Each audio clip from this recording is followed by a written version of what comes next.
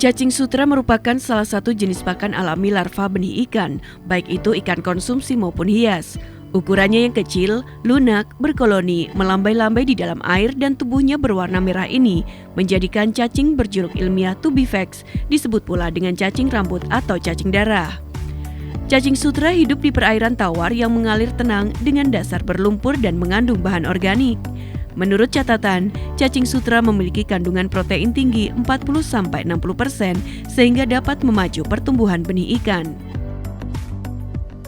Di Desa Banjarharjo, Kapanewon, Kalibawang, Kabupaten Kulon Progo, terdapat lebih kurang 16 pembudidaya cacing sutra.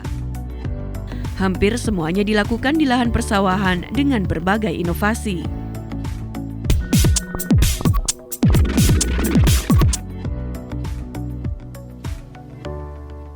Halo Mitra Tekno, bagaimana kabar Anda hari ini? Senang sekali saya Artika Amelia dapat kembali hadir menjumpai Anda di acara Tekno Tani, inspiratif, edukatif, aplikatif. Mitra Tekno, kali ini saya ingin mengajak Anda ke lahan milik Sumarjoko. Ia merupakan salah seorang pembudidaya cacing sutra di Desa Banjarharjo, Kalibawang, Kulon Progo. Nanti kita ingin mengetahui lebih banyak seperti apakah inovasi budidaya cacing sutra di lahan persawahan. Namun, sebelum saya ingin mengajak Anda ke sana, saya ingin bersuah foto terlebih dahulu di Jembatan Gantung Duet yang merupakan salah satu ikon bersejarah bagi warga masyarakat Kalibawang, Kulon Progo.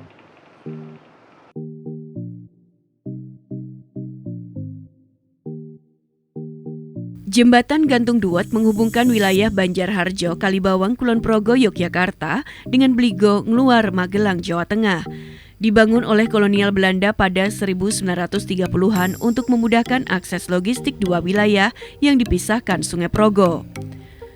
Pada masa Perang Kemerdekaan, jembatan ini pernah dihancurkan oleh Tentara Republik Indonesia untuk menghambat pergerakan tentara musuh.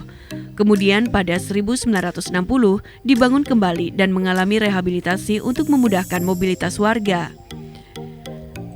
Jembatan Gantung Duet dibangun dengan konstruksi bentangan kawat baja. Panjangnya lebih kurang 100 meter, lebar 1,5 meter dengan alas jembatan terbuat dari papan kayu. Hanya pejalan kaki, sepeda kayu, dan kendaraan bermesin roda 2 saja yang diizinkan melintas. Kini jembatan Gantung Duet berperan penting dalam menggerakkan perekonomian masyarakat dan memperoleh penghargaan sebagai warisan budaya tahun 2008 kategori non-gedung dari Gubernur DIY Hamengkubuwono X.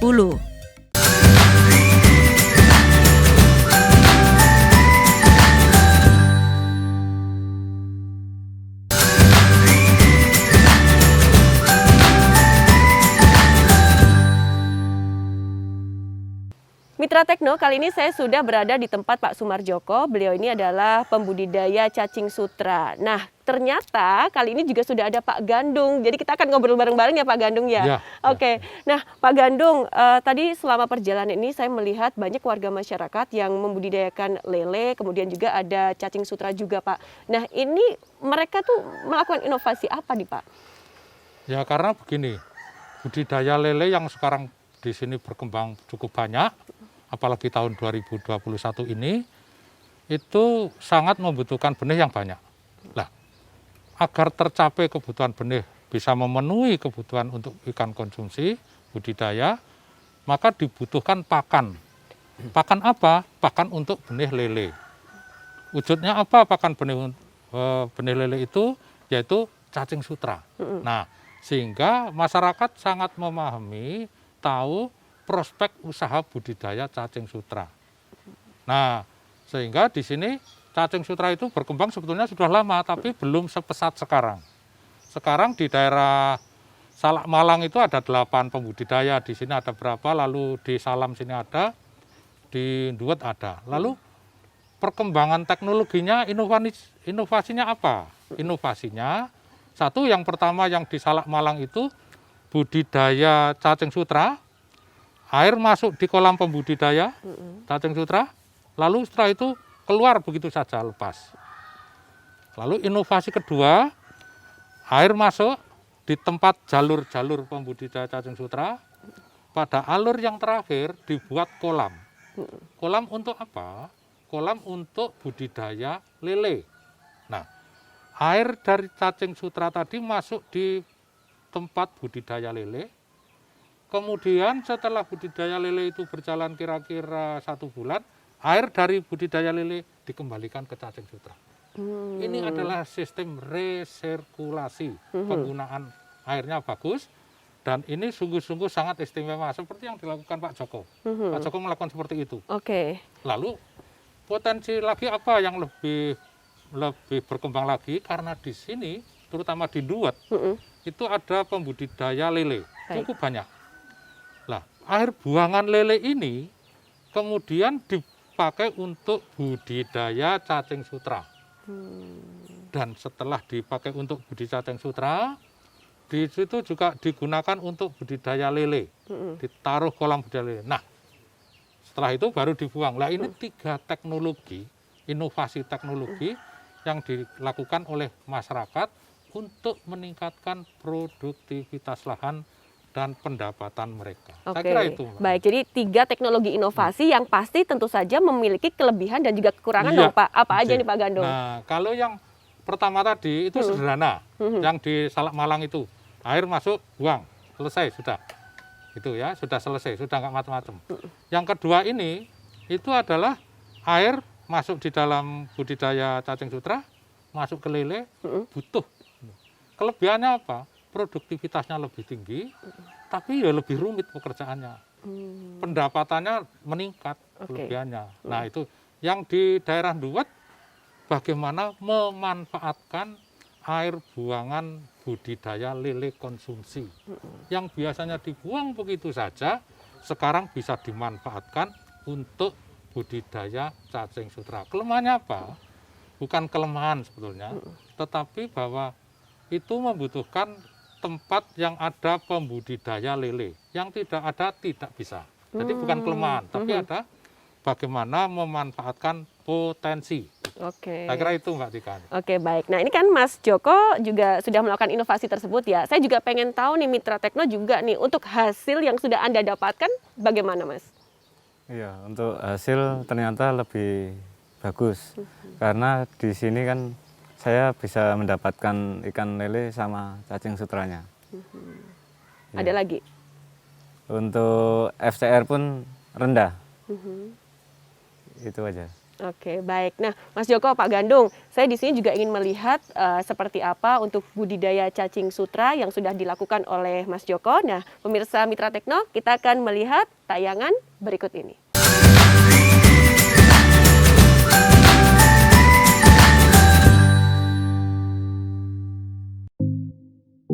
Budidaya cacing sutra dapat dilakukan dengan memanfaatkan lahan bekas kolam ikan atau lahan persawahan.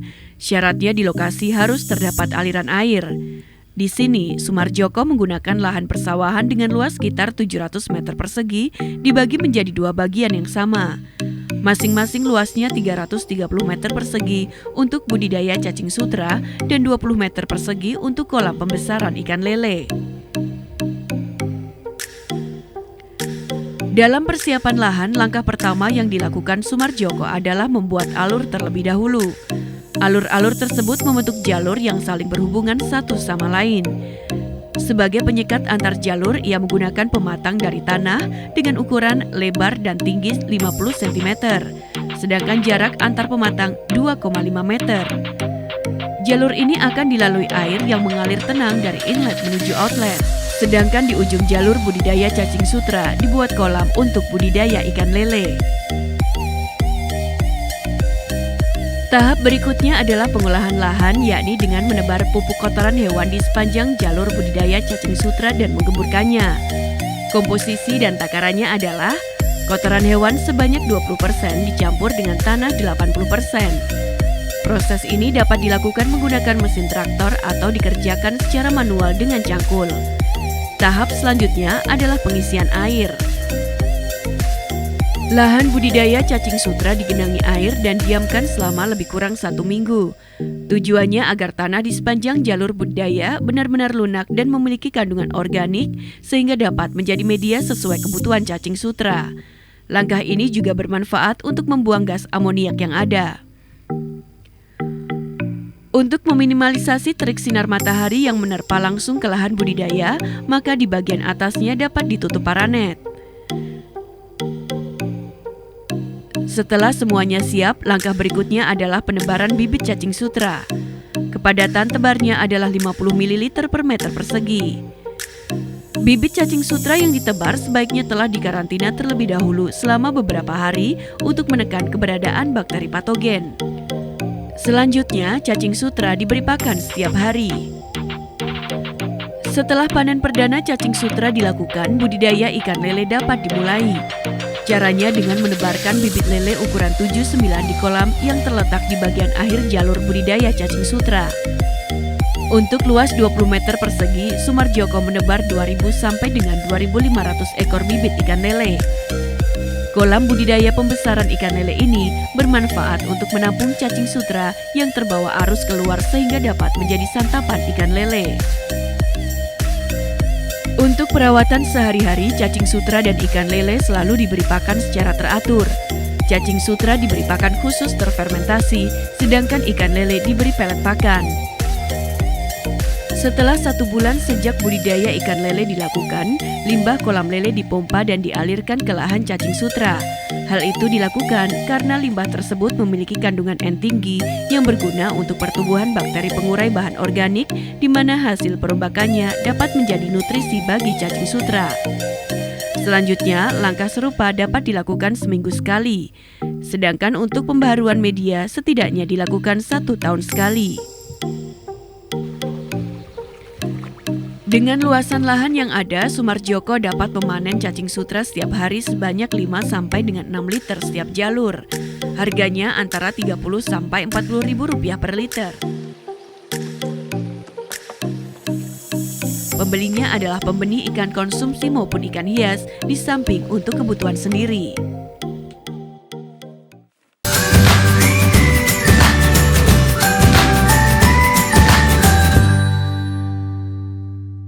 Mitra Tekno, tadi kita sudah melihat bagaimana cara Pak Joko dalam membudidayakan cacing sutra. Nah, sekarang saya ingin nanya ke Pak Gandung lagi. Pak Gandung, sebenarnya kandungan dari limbah organik lele ini apa sih Pak, sehingga baik untuk budidaya nih Pak?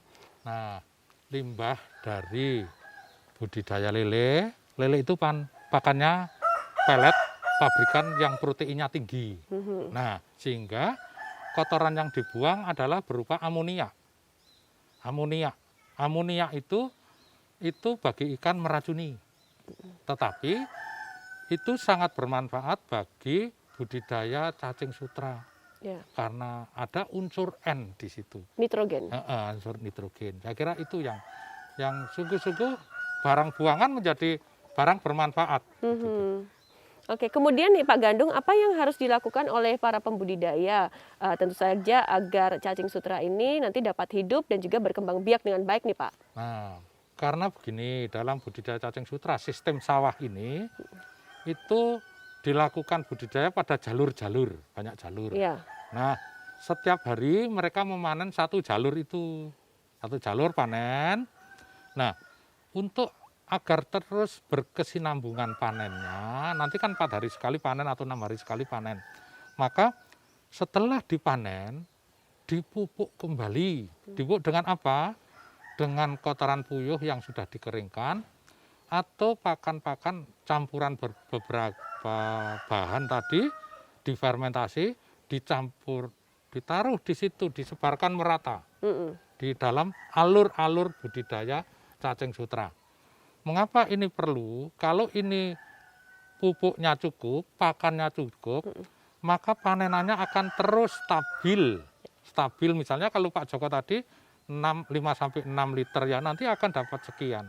Saya kira akan berkesinambungan. Oke, baik. Saya ke Mas Joko nih. Mas Joko, mungkin Mitra Tekno di sini juga ingin mengetahui cara Anda memanen cacing sutranya itu seperti apa sih, Mas?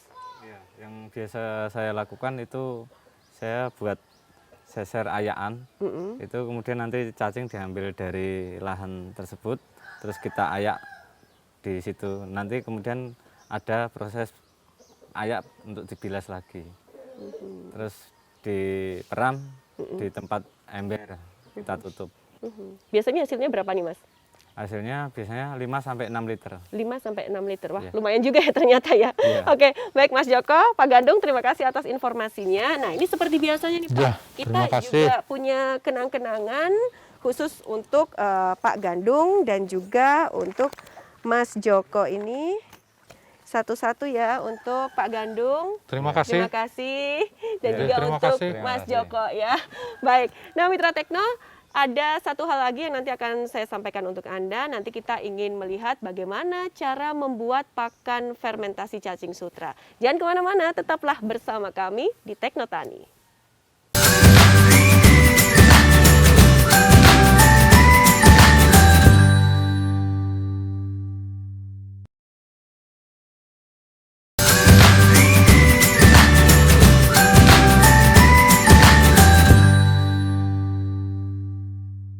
Mitra Tekno, ternyata pakan memiliki peran yang sangat penting dalam budidaya cacing sutra, apalagi pakan yang sudah difermentasi. Kali ini saya sudah bersama dengan Ibu Seni, beliau ini adalah seorang akademisi, dan juga ada Mas Ahmad, beliau ini adalah pembudidaya cacing sutra. Nah, Ibu mungkin bisa dijelaskan, Ibu, kenapa pakan yang sudah difermentasi ini keunggulannya seperti apa, Ibu? Ya, pakan ini merupakan faktor utama ya dalam kegiatan budidaya cacing sutra.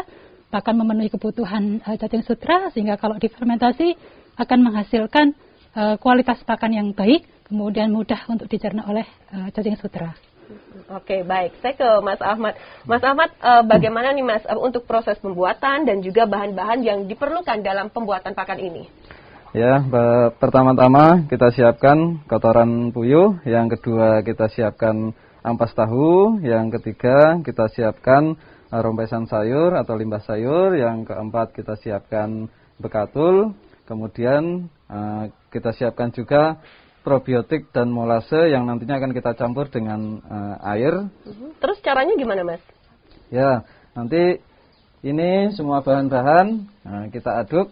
Ya, bahan-bahan yang sudah kita persiapkan tadi kita aplikasikan dengan campuran 50% dari kotoran puyuh, dengan kita campur 20% ampas tahu, yang 15% rompesan sayur, kemudian yang 10% bekatul. Ini kita aduk semuanya jadi satu, sambil diaduk-aduk terus sampai rata. Ya, setelah kita rasa cukup rata, kemudian kita campurkan cairan, yaitu campuran antara probiotik dan molase dengan air. Nah, kita campurkan yang sudah kita siapkan sebelumnya, kemudian kita campurkan sedikit demi sedikit sampai dirasa cukup. Kemudian kita aduk lagi, kita aduk-aduk terus. Campuran yang tadi kita buat kita masukkan ke dalam tong. Ini adalah tong yang nantinya akan kita buat fermentasi pakan cacing sutra. Kemudian kita tutup rapat.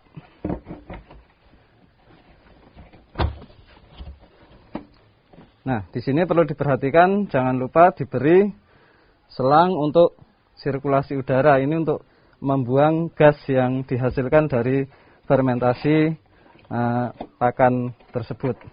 Ini nantinya kita tunggu sampai 5-7 hari. Nah. Oh, jadi masa fermentasinya ini 5 sampai dengan 7 hari begitu ya Mas Ahmad ya? Betul, Mbak.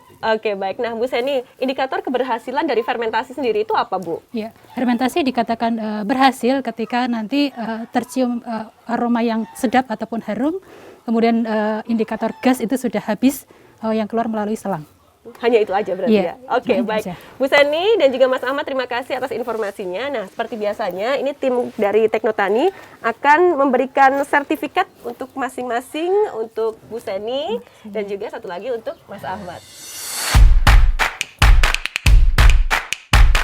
Mitra Tekno, bagaimana? Mudah bukan dalam budidaya cacing sutra? Nah, untuk Anda yang ingin mengirimkan saran dan juga komentar, Anda dapat mengirimkan melalui pesan WhatsApp di nomor 081 726 1681. Sebelum saya menutup perjumpaan kita, seperti biasanya, di akhir acara ada segmen tips sesuai dengan tema kita kali ini. Akhirnya, saya Artika Amelia pamit undur diri. Sampai jumpa.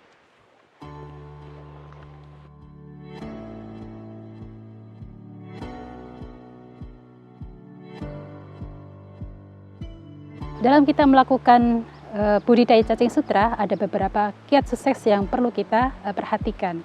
Yang pertama yaitu pemilihan bibit, yang kedua adalah media yang digunakan untuk pemeliharaan, yang ketiga adalah cara pemeliharaan, dan yang keempat adalah cara pemanenan. Yang pertama terkait dengan pemilihan bibit, karena cacing sutra ini merupakan hewan hermaprodit yang mempunyai 2 kelamin dalam satu tubuh. Dalam proses perkawinannya biasanya nanti akan menghasilkan kokon pada induk betina, sehingga nanti dalam prosesnya akan mengalami embryogenesis yang akan berubah menjadi cacing muda dan cacing dewasa. Kemudian yang kedua adalah media pemeliharaan. Media pemeliharaan yang biasa digunakan untuk budidaya cacing sutra adalah lumpur, kemudian juga kadang juga ditambah dengan bahan-bahan lain seperti ampas tahu, kemudian juga limbah sayuran ataupun dari pupuk kandang. Kemudian yang ketiga adalah cara pemeliharaan. Untuk pemeliharaan cacing sutra ini membutuhkan aliran air dengan debit sekitar 1 liter per menit. Air diatur dari bagian outlet sampai dengan inlet sehingga air akan terus mengalir untuk memenuhi kebutuhan dari budidaya cacing sutra. Yang terakhir adalah cara pemanenan. Ketika kita akan memanen cacing sutra, ada 2 teknik yang biasa digunakan. Yang pertama adalah panen total, dan yang kedua adalah panen sebagian. Untuk panen total, biasanya kita memanen keseluruhan dari cacing sutra yang kita budidayakan. Sedangkan untuk panen sebagian, biasanya kita mengambil sekitar 80% dari total keseluruhan budidaya cacing sutra, kemudian yang 20% kita gunakan untuk ataupun sebagai bibit bagi budidaya selanjutnya.